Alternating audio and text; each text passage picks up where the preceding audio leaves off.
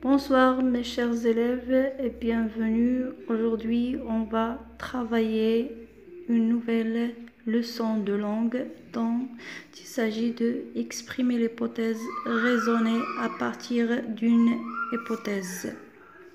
Alors, le mot hypothèse, mes chers élèves, signifie une incertitude. Ça veut dire quand on n'est pas sûr d'un fait. Alors, tenez avec moi pour bien comprendre les deux premières phrases.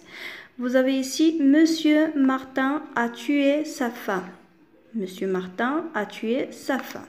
Comme vous voyez ici, le verbe ici est conjugué au mode indicatif. Ça veut dire elle est un indicatif au passé composé. Dans cette phrase-là, l'information annoncée ou bien le fait annoncé est sûr. Alors, Monsieur Martin a tué sa femme. Alors, c'est une information certes. Alors ici, dans cette phrase, on exprime la certitude. La certitude. Nous sommes sûrs de cette information. Pour la deuxième phrase, vous voyez la même phrase, mais on a changé le mode. Le mode de conjugaison ici est le conditionnel passé. Alors, vous voyez, Monsieur Martin aurait tué sa femme. Alors, l'information ici par rapport à la première phrase n'est pas sûre. Alors, on n'est pas sûr de cette information, le fait que Monsieur Martin a tué sa femme. Est-ce vrai ou non? On n'est pas sûr. C'est pour cette raison qu'on a employé le mode conditionnel en général. Alors, c'est la différence entre la certitude et l'incertitude. Le contraire, l'incertitude. Alors, ici, nous sommes sûrs de cette information. Ici, nous ne sommes pas sûrs. En juste, c'est une probabilité. C'est une probabilité peut-être. Alors, c'est ça pour savoir le sens du mot hypothèse. Maintenant, on va passer à la suite des exemples. Vous avez ici un autre exemple. Le criminel aurait pu être le mari de la victime. C'est une autre hypothèse avec laquelle on a employé également le conditionnel passé. Alors ici, on a eu le conditionnel passé, c'est comme la phrase précédente.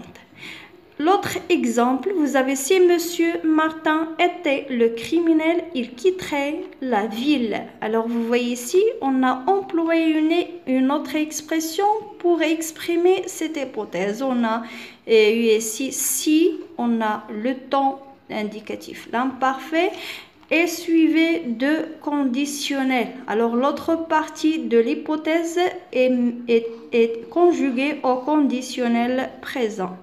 Un autre exemple, il se peut que ce soit Monsieur Martin qui a tué sa femme. Alors ici, on a employé cette phrase-là. Il se peut que ce soit. Il se peut que ce soit Monsieur Martin qui a tué sa femme. C'est une autre expression qui sert à exprimer l'hypothèse. Un autre exemple également, c'est Monsieur Martin qui aurait tué sa femme. Alors, vous voyez ici, on a employé cette expression « c'est » suivi de « qui » avec le conditionnel présent également. Alors, un autre exemple également, vous avez ici, en admettant que vous soyez en voyage la nuit du crime, comment pourriez-vous expliquer le fait que vos empreintes se trouvent sur l'arme du crime? Alors, c'est une autre façon à exprimer l'hypothèse. Alors ici, on a exprimé l'hypothèse avec l'expression suivante. En admettant que plus le subjonctif présent.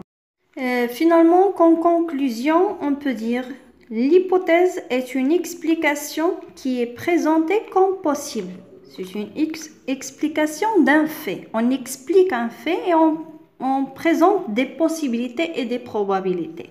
Alors, comment? Possible pour déterminer les causes. Alors ici, dans le raisonnement d'une hypothèse, on présente des possibilités, des hypothèses sur les causes d'un fait quelconque. N'importe quel fait, un tel fait.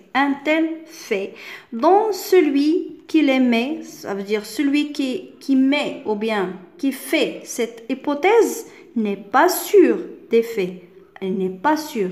Juste, il présente ses hypothèses et ses pensées.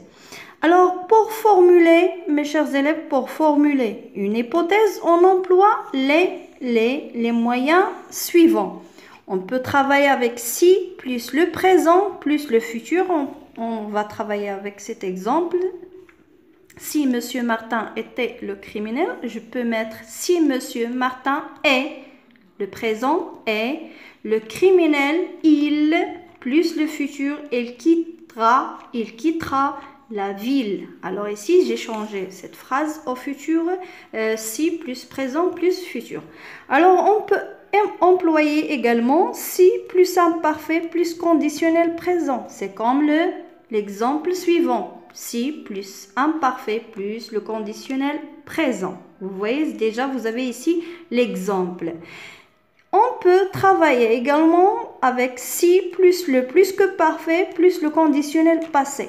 Par exemple, je vais changer cette phrase. Si Monsieur Martin, ici le plus que parfait, avait été le criminel, ici le conditionnel présent devient conditionnel passé, il aurait quitté la ville. Et voilà, c'est le si plus le plus que parfait plus le conditionnel présent. Une autre façon, on peut travailler avec le conditionnel passé ou bien présent, comme vous voyez ici. Monsieur Martin aurait tué sa femme. C'est le conditionnel passé. Ou bien Monsieur Martin tuerait sa femme au conditionnel présent. On peut également travailler avec au cas où plus le conditionnel ou bien c'est plus qui plus conditionnel. On peut travailler aussi avec il se peut que ce soit ou bien il est possible que ce soit. Par exemple, ici, vous voyez, il se peut que ce soit Monsieur Martin qui a tué sa femme. Ou bien, il est possible que ce soit Monsieur Martin qui a tué sa femme. Ce sont deux façons pareilles. Et on peut aussi travailler avec en admettant que ou bien en supposant que plus le subjonctif présent. Alors, comme vous voyez ici, en admettant que vous soyez, etc. Alors, c'est tout pour cette leçon. Vous aurez un ensemble des exercices que vous devez les travailler. À bientôt avec une autre leçon.